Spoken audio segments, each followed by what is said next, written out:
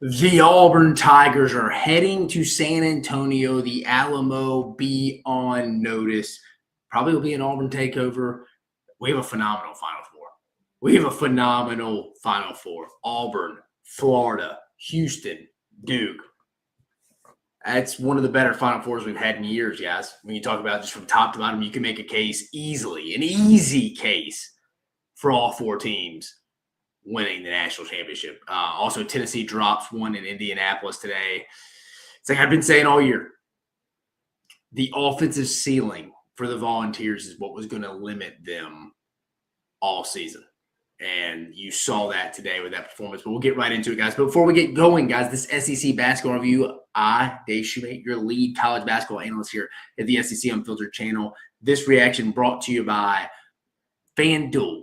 Visit FanDuel.com/SECU to join today and get started with $200 in bonus bets when you win your first $5 bets. Let's get into it, guys. First, Auburn, Final Four bound, getting the 70-64 win over the Michigan State Spartans, folks. Good game. Auburn, it felt like Auburn kind of just kept them at arm's length all game. Is what it kind of felt like. Janai Broome goes out. Looks like he did something to his elbow. Right elbow, I believe, maybe hyperextended. He did come back, hit a big three to kind of put an exclamation point, cherry on top of this Elite Eight matchup. Auburn shoots 42% from the field, 28% from three. Michigan State, 34% from the field, 30% from three. Michigan State out-rebounded Auburn, 41-39. Just the real felt like Michigan State didn't have a lot of offensive firepower. It's really, both teams shot very similar from three-point. Actually, Michigan State, 2% better, to be honest. Auburn at point-blank range at field goal percentage was much better. Turnovers, Michigan State had 9, Auburn had 6. Points in the paint, 34-30. This game was back and forth. Again, it looked like Auburn was going to go pull away early. Got up 15. Michigan State strikes back, cuts it to 9, made a run, got it to 8-10 with about 10 minutes left. When Janai Broome went out, I'm sure everyone just like me was like, hey, is this where Michigan State's going to take a step forward? But we've seen all year when Janai Broome's been out with either the shoulder or the ankle in games against Georgia. And who was the other one? Who was the game at home? Was it Mississippi State at home? Auburn fans, help me out. Mississippi State, they played well at home without him. Put them in tough situations because they had to go about 4 minutes without him in a 10-point, 9-point game to go advance to the Final Four. Janai Broome kind of wills them to a victory, 25 points, 10 for 13 from the field. Did a phenomenal job. This bracket, to me, went about as expected, if I'm being completely honest. This game went about as expected, is I completely honest. Scrape Grant, why no post-game Tennessee show? We're talking about Tennessee after this one. We combined them. Just because there are only 2 games like we did yesterday with Alabama and Florida. We're just combining them. We're just talking about with Auburn because they won, so we're going to give them their flowers as they advance. But we'll get to Tennessee in just a minute. Appreciate you listening. Auburn, 25 points for Janai Broome, 10 for 13 from the field, 2 for 2 from beyond the arc, 14 boards. I always say he's a walking double. Willed his team to a victory today. I'm going to be honest with you. Outside of Tahad Pettiford at times, who finished with 10, no one else was really that great today. 70-64 wasn't a high-scoring game. Both these teams went at it. 2 phenomenal coaches, Bruce Pearl, Tom Izzo. Auburn's defense, I think, was really the difference tonight. Jackson Kohler went for 17, and Jaden Akins went for 15. A lot of it was hustle, and it was hard. It was hard for Michigan State, but Auburn advances. Bruce Pearl heading to his second Final Four in 13, 14 years? Second Final Four at Auburn is what it is. Congrats to the Auburn Tigers. Moving on to San Antonio, folks. Unbelievable season for the Auburn Tigers there. Really the best team from start to finish, I would say. Really the best team from start to finish there. The best team in the regular season. Maybe had some late games, but again, it's like Bruce Pearl said, when you look at it, you lost at A&M, you lost to Alabama in overtime on a buzzer beater. So you're playing good teams. You just lost some games. It is what it is. They lost to Tennessee in the SEC tournament semifinals. And I still don't think they played their best in this tournament, but you see Auburn has a high floor. Like I've said all year, ends up running on to win the South region. Will head on to face Florida. We're guaranteed to have an SEC team in the national championship, folks. Do we have a FanDuel line on that yet? Let's see. Yeah, Florida favored by 2.5, and then the other game. I know it's not an SEC game, folks, but Duke favored by 4.5, -4.5 against the Houston Cougars and Kelvin Sampson. So Auburn, for the people who care for this channel, open up as a 2.5-point underdog. Florida's a 2.5-point favorite, but Auburn, Florida. We remember that first matchup back in February. Florida got in a hole early, but came back and hit Auburn in the mouth, got up big, actually really kind of dominated that game without Elijah Martin. So Todd Golden, former Bruce Pearl, assistant at Auburn, best friends with Stephen Pearl, and assistant on that Auburn staff, should be a very fun matchup.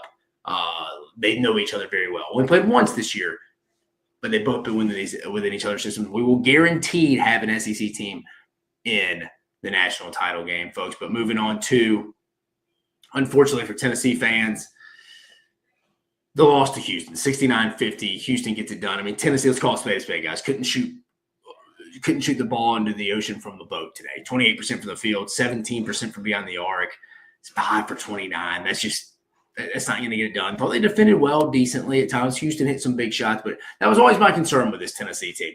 That was always my concern for this Tennessee team, was the overall offensive ceiling. I didn't know if they could go 4 to 6 straight games. I really would have bet 4, which, again, nothing to be upset about. Elite Eight final finish there. You finished, 4th in the SEC? I mean, another phenomenal year. Death taxes, Rick Barnes finishing top 4 in the SEC, and you ended up back-to-back Elite Eights. Nothing to be disappointed about. But the offense went stale, and you thought that would happen. That's why I never thought Tennessee was a real Final Four threat. And that may sound wild, but you can go back and look at anything I said. I just think they had this in them, and I didn't know if they could go 4 straight games against quality competition and win that. Or really probably about 2 straight games, 3, depending who you play in that second game in that first weekend. So it just depends from that perspective. Chaz Lanier, 17 points, but it was hard. Everything was hard for Rick Barnes and the boys today. I mean, I know Tennessee fans don't really want to go through the box score. Really, Chaz Lanier led him in with 17 with scoring. Outside of that, not much. You hate to see Zakai Ziegler finish with 5, 1 for 9, 1 for 6 from beyond the arc in his final game. You hate that for him. Phenomenal player, one of a Tennessee legend there. Pretty well-rounded offensive game. I thought Tennessee had a good defensive game plan, but Emmanuel Sharp, I thought LJ Cryer were really good for Houston there. Houston will move on to play the Duke Blue Devils, folks. Is what it is. I think Tennessee, you give them a grade. Each team is SEC team goes out. I'm going to give them a grade. I mean, A-. I mean, B+. I don't know how it could be much lower than B+. Another Elite Eight season. You finish in the top 4 in the SEC, in the SEC's hardest season. I don't know how it's not a B+. I could easily see someone saying an A-. It just is what it is. I mean, I don't really subscribe to the Rick Barnes is never going to get to the Final Four again. He's been to 1 with Texas, none at Tennessee. Tennessee, again, has never been to 1, but I don't subscribe to it. Each year has a different life and history of its own. Is what it is. Which is not much more to say than that. I mean, it's all about it's a single elimination tournament, guys. You got to go win 6 games. And it really, for Tennessee fans,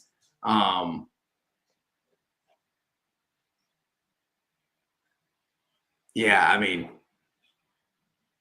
it's just tough. I get it. The frustration in the moment when you take a 35,000-foot view probably in the morning or a couple of days later, depending on what kind of fan you are and how long it takes to get away, it's a good season. Again, I get it. You're hungry. You want to go to the Final Four. You've been close so many times, going back to 18, 19, last year, this year. A couple of times with Bruce Pearl in the Elite Eight when you lost to Michigan State. I mean, you've been close so many times that it's frustrating. And I think it makes you lose appreciation for what Rick Barnes does in the postseason. I mean, in the regular season. I think it makes people – I think the tournament is so magnified. I mean, think about it. The whole country starts marketing their features around brackets, tournaments, stuff like that around March. I mean, it's one of the more marketable things in the world we have, at least in this country, in the United States. But – so that's why I think people remember it, as it should. It's what makes it so great. It's the greatest sporting event we have in this country. But I think it makes us forget what we appreciate in the regular season. That's what Rick Barnes does every year in Knoxville. I'm glad he's not retiring. See him hanging up a new group of guys. I mean, let's see what he does without his Zakai Ziegler, who, again, almost was like a kid to him, it felt like. So you hate to see Zakai go out with that performance. Similar to what Mark Sears did last night in his last game. Wasn't great. You hate to see seniors go out like that in their last game. But then you got guys like Janai Broome willing Auburn to a victory, a walking double-double.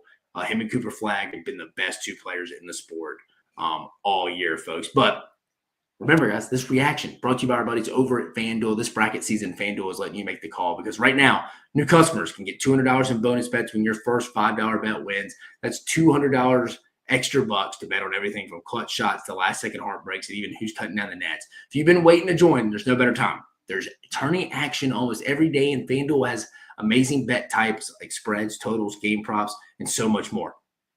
So visit FanDuel.com/SECU and get in on the college hoops action all tourney long. Must be 21 plus and present in select states or 18 and older and present in DC. First online real money wager. Only $5 first deposit required. Bonus issued is non-withdrawable. Bonus bets will expire 7 days after receipt. Restrictions apply. See terms at sportsbook.fanduel.com. FanDuel is offering online sports wagering in Kansas under an agreement with Kansas Sports Star Casino LLC. Gambling problem? Call 1-800-GAMBLER or visit fanduel.com/RG. Call 1-888-789-777 or visit ccpg.org/chat in Connecticut or visit mdgamblinghelp.org in Maryland. Hope is here. Visit gamblinghelplinema.org or call 800-327-5050 for 24/7 support in Massachusetts or call 1-877-SHOP-NY or text HOPE-NY in New York. Let's get to some comments, folks, before we get out of here. Rick Barnes, Hugh Hate Rayleigh says, Rick Barnes does more with a team with holes in the roster. Yeah, he does. He always has a very high floor team. The ceiling's always peaked out, I think, a little bit at times at Tennessee, just because of the system he plays with and what he wants to play and what he focuses on. But I think overall, I mean, one of the best. Future Hall of Famer, I think. Peanut Posse, is Tennessee's window shut? Has the game passed Howdy Doody Barnes by? Will Tennessee ever make a Final Four? I talked about that a minute ago. No, I don't think so. I really don't think so. I think it's just matchups and it's a single elimination tournament, guys. I don't think their period is passed by. I mean, maybe we look out and it has, but I don't know if that's really what it meant. I just think it's hard to win this tournament, guys. It's hard to get to the Final Four. That's why I think you got to grade college basketball, your team's program, by like a regular season grade. Now, I include the conference tournament on the regular season side, even though I know it's postseason. But I still do. I think the NCAA tournament, you got to give a grade and a life in its history of its own because it's so magnified. It's so followed, so much pressure, one game, single elimination. I think, again, Elite Eight, fourth finish in the SEC, finishing fourth in this year's SEC. That's a phenomenal year, folks. But, guys, I appreciate you joining us. We got two SEC teams in San Antonio. They'll match up. Florida, Auburn. Like I mentioned, guys, we already got a line according to our buddies over at FanDuel. Florida opens up as a 2.5-point favorite in San Antonio. Remember, that game is at 6:09 p.m. Eastern. That'll be the first game of the Final Four, followed by Houston-Duke. If you want to go bet with FanDuel, that line currently Duke a 4.5-point favorite, guys. But for Dave Shumate, your head college basketball analyst here at the SEC Unfiltered, you have a phenomenal night. Cannot wait to see you when we preview the Final Four. We got two teams in it, folks. Two teams in it. You have a great rest of your Sunday evening.